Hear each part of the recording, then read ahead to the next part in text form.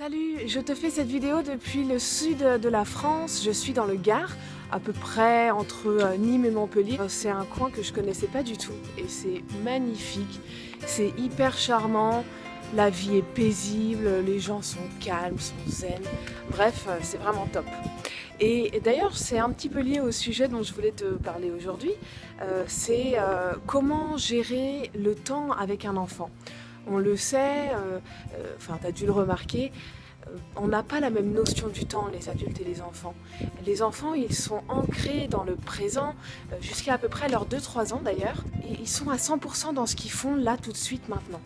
Alors que nous les adultes, on est plus dans l'anticipation, à prévoir ce qui va se passer. On est un peu toujours dans le futur, quoi. Et cette différence de notion du temps est parfois source de pas mal de problèmes au quotidien avec nos enfants.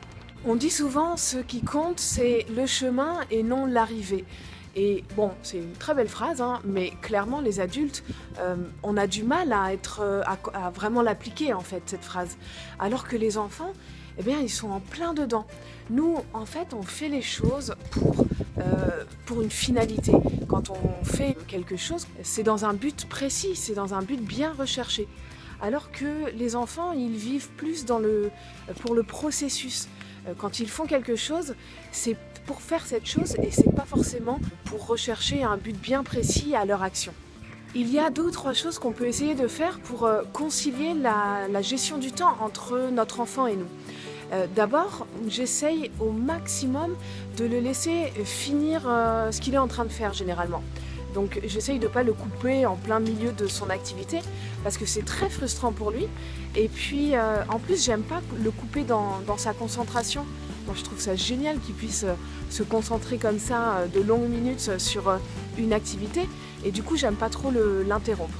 Donc soit j'attends qu'ils terminent, si c'est possible hein, évidemment, soit quand ils sont plus grands, on peut essayer de les prévenir au maximum de ce qui va se passer.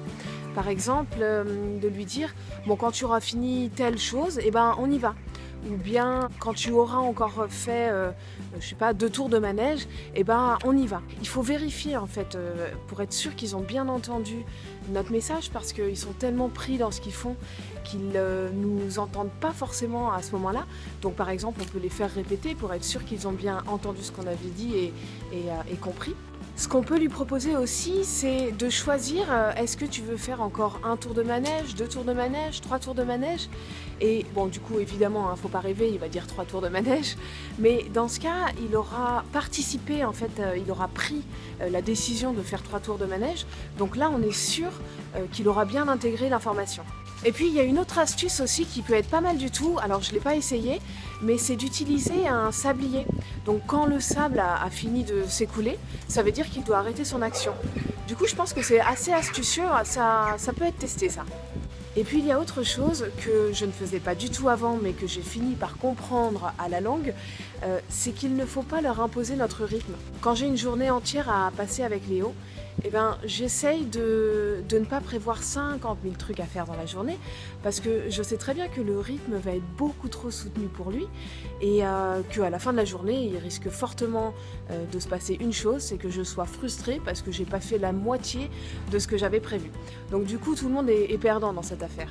Et puis dernière chose, c'est qu'il faut essayer toujours d'anticiper notre planning pour ne pas être toujours dans l'urgence, du coup nous énerver contre notre enfant qui lui prend tout son temps. Voilà, enfin il faut essayer de prévoir durable quoi. Ce qu'il faut retenir je pense, c'est qu'un enfant a la chance de vivre dans le présent, de faire les choses toujours à 100% et c'est beau ça non franchement. Donc je pense qu'il faut essayer de faire en sorte de préserver ça le plus longtemps possible. Tu peux suivre Horizon Famille sur Facebook et sur YouTube. Je publie des vidéos chaque lundi, mercredi et vendredi. Et moi je te laisse parce qu'on va faire une petite promenade en bord de mer.